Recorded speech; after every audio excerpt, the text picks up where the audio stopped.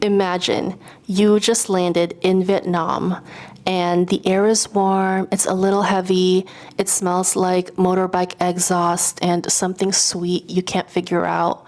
You're slightly disoriented, a little overstimulated, and very, very sweaty, but in a way that feels exciting. The next morning, you meet your tour guide. He's standing there casually, like he's done this 100 times before, because he probably has. You reach out to shake his hand. He flashes you a big, genuine smile. Like, why does everyone have perfect teeth here? He takes your bag without asking. He puts on your helmet for you. He buckles the clasps under your chin. And suddenly, you're on the back of his motorbike. Your hair's whipping in the wind. Your hands hover awkwardly for a second because you don't know where else to put it, like... And then he reaches back. He pulls your wrists forward. He wraps them around his waist like it's the most natural thing in the... That sneak attack was actually crazy, man. Yo, fast forward this video. That was like her sultry voice. Nigga, what the fuck was that, bro? What? No, you're wild. You always in my bubble. I'm gonna be in the... Yeah, but me, it's transparent. Like, I let you know it's happening. You have time to be like, no. No, you don't. When I'm walking like this... Hey, that was too quick. I was watching. I didn't even see Preach because I couldn't even see him in the reflection. This nigga came up like SEAL Team 6. What's up, nigga? What? Yeah, yo! And then your 4 days are up and you're left wondering, what the f just happened? Hey, bestie. And okay, the term love as it is used here is kind of debatable because I fear that the girlies are not falling in love on vacation. I fear that the girlies are starved for kind, competent, and caring men, that they mistake a man just doing his job as love. I didn't realize just how common falling in love with your tour guide was until I started digging into it. Specifically on TikTok, women are warning other women against being too close with their easy riders on the Hajong Loop or their surf instructors in Siargao. To me, it tracks. It's always been like that. Even before the TikTok and stuff, like people who are going on these adventures or travel trips are going there for an adventure. They're going there for excitement, a change of pace. And obviously it's a foreign environment. You're gonna form a bond with the person who's showing you around and just keeping you safe and also showing you new places. They become instantly more attractive. And so a lot of these people who are traveling are going through that same experience. We've known about sex tourism in the Caribbean for how long? Women go there because, one, the reason why he's more caring. Women go there, it's only men. No, some men in Cuba who disagree and are waiting for citizenship. Why are the girlies falling in love on vacation? Well, it's all about the fantasy. What makes these tour guides so appealing isn't just that they're attractive. They tend to be attractive because they live these active lifestyles, but it is also that for a brief moment that you're with them, they seem to embody a script of masculinity that many of these women from all these different places have felt are becoming increasingly rare. So these tour guides... You believe these men are making effort? It's called being poor and having a lot of time. Or also having a job. Or your job is, being an escort. There was one lady, I remember this story, she was like paying this guy, she was sending him $200 every month. She only visits him once a year. That was paying for him and his whole family to be able to eat every month. So him being a male gigolo was like taking care of all the, and he was eating good. And then she found out he had multiple girlfriends who were sending him $200 a month. Of course. So I was like, yeah, of course he's gonna seem masculine. You know about, when you go to Jamaica, when they talk about cabana boys, they don't like that. They don't like that. This is frowned upon. You know why? Yeah. Because Yahoo, he's a hoe. Instead of the other way around, they make the plans and carry out those plans. They're very chalant and they're always fully engaged in the moment. And that seems like a fantasy, right? Like in the West, like in the US, that seems like a fantasy for a lot of women. But it's a reality when you go on these tours with these tour guides. And there's also something undeniably attractive and sexy about competence. And I know that it's so sad. I just can't stop laughing because it's like, so I hired somebody and they showed up. So I paid this guy to show me around and he showed me around and he's there the whole time. Oh my God, like I don't see that in the States. What I found crazy about that is that you're going somewhere to have a tour guide and you're talking about the parallel of the dating world where you're from. Yeah, hire a tour guide here. Them not the same thing, my girl. The dating scene in America is crazy, but the tour guide is just working. I mean, this is just passport bros. It's the same thing. It's the same rhetoric. Never. Same rhetoric. Never. They go, oh, I'm going to fucking. No. You know, the reason why I not. love Colombian women, It's fucking not. ass and titties, is that they're so feminine and they take care of you and they cook you. You know what I mean? I disagree. I disagree. No, I disagree because the guys are going there for that purpose. The women, they go there and they fall in love. It's two different things, man. It's different because the purpose of the guy is to go there and fall in love. The girls, they just want to explore things and then they happen to fall in love. Passport bros will say that they're like going there to find love or find a wife and find someone who's not like their American counterparts who are like lazy and don't make any effort. And like, what did she say? She said, oh, these guys are chalant, you know, nonchalant. And these guys make an effort and they're present. It's the exact same verbiage as passport bros. When you see a man doing the very same things that you yourself are capable of. And like I said, it's kind of sad that a lot of women are seeing that a lot of women are experiencing that. Like, that is so sad. Like, why are we in a famine of competent men? There's a reason why a lot of these locations are all the same. Is because women have seen the other videos of girls going there and getting with the dudes, and they know what they go in there for.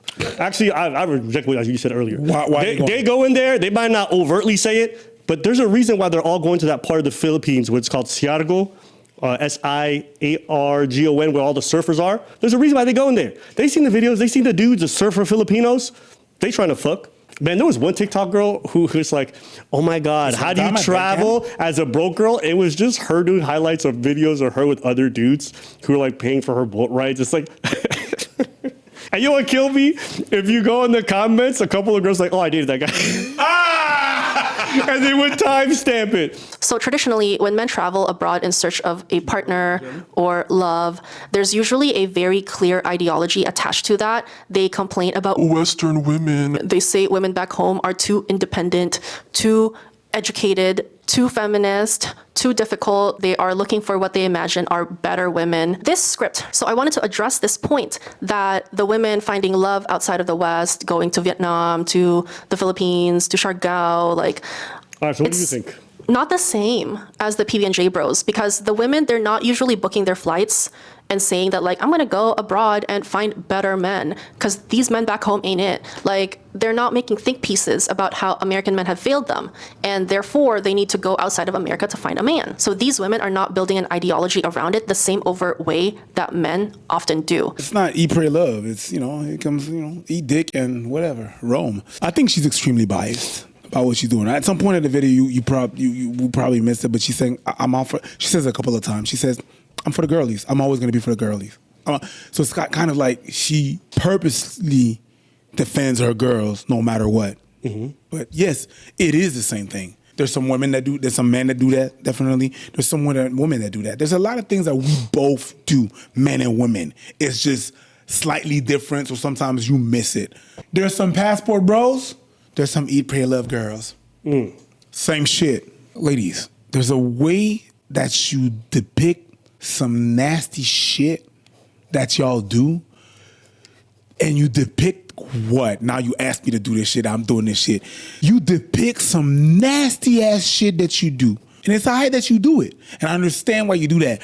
But you depict it in a way that it makes you all good. It kind of like alleviates you or all wrongdoing. And it's like, there's some point in the video where she's talking about it's misogyny because they're cheating on their wife. So these guys are misogynistic. And I understand because there's some shame in what you're doing. Shame, I want to live forever. There's some shame in what you're doing and shame into, your body, owning your sexuality and stuff like that. But girls, if you think we do not see it, we do. You're going out there to fuck. You are. It don't look good. It don't sound good. But when you're talking like that, we see it. It's the same as No, it's not the same thing because we're going there with like a pure heart and we're going there on a trip and then shit just you know what you're doing. You're not. It's like sometimes you guys are talking like you're 5. Okay. And it does the exact opposite of what I'm an independent woman. Okay, well, own up to shit. But I know it's hard, and I know why you don't own up to shit. It's very much frowned upon. That being said, Coconuts and Barbados, we see y'all. Okay. I'm Clock it. Yeah, I'm gonna come down with a hammer. You ready? Okay. Let's talk about it.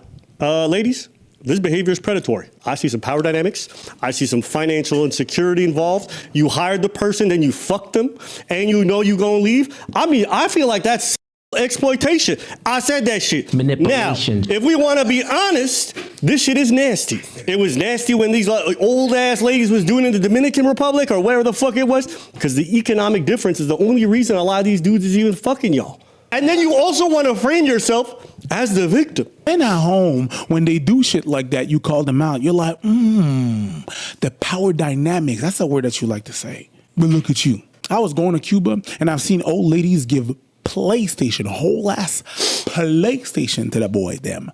But what did the boy have to do or to play with at night? I used to not have that money, right? I used to not have that money. So what I used to do is go to these resorts. The girls, my God, we have to talk about it. No, I think men just remove a lot of the fancy labeling. And then you're talking about we fell in love and then I'm going to leave. Like, some of it's like, how fucking naive is that? Travel like 30 hours away, meet a local who has like a shitty passport with no visa opportunities to really be able to see you, lives a different culture, different life, different language. Like, the odds of you guys actually ended up together after that, considering the distance and all the fucking barriers you guys have to see each other, it's like you have to live in a fantasy land. And then afterwards, like, I fell in love with my tour guide. Isn't he fucking manipulative? Lady, you're paying his bills. You're going there and like you didn't care to learn about the realities of people living there, their financial situation, why they might want to be a tour guide, why they might be romantic with you. The realities of people who do this kind of work in a lot of these places isn't the best. And people think they're supposed to halt their whole life to give you your fantasy life of a man who's going to be masculine for you. Yeah, okay, sure, he's masculine, but how come they never talk about the economic situations of these people? Because the environment that he's living in forces him to have to be that thing. That's the only way to get by. All I'll take is somehow, some way, somewhere. I think those girls want to get their heart broken to live something. Because there's some things sometimes, like they tell me these stories and I'm like, you didn't know? You didn't see it? And I don't consider myself very smart, but I fucking saw it. It's very insulting.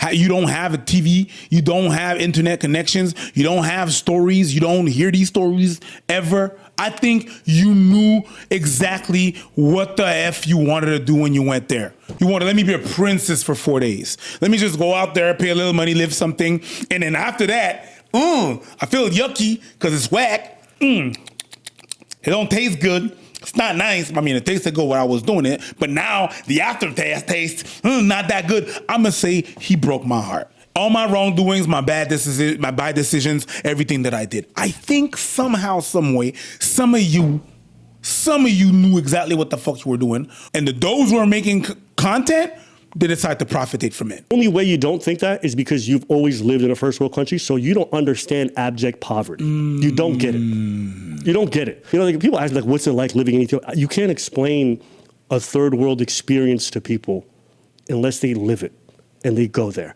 And you know what's fucking nuts? Some people live it and they still don't get it. They'll be there and if you're rich enough, you put your blinders on and you will ignore every incident of like insane inequality that you'll never be able to fathom because it helps you cope with however you love to spend your money. To me, it's not gendered.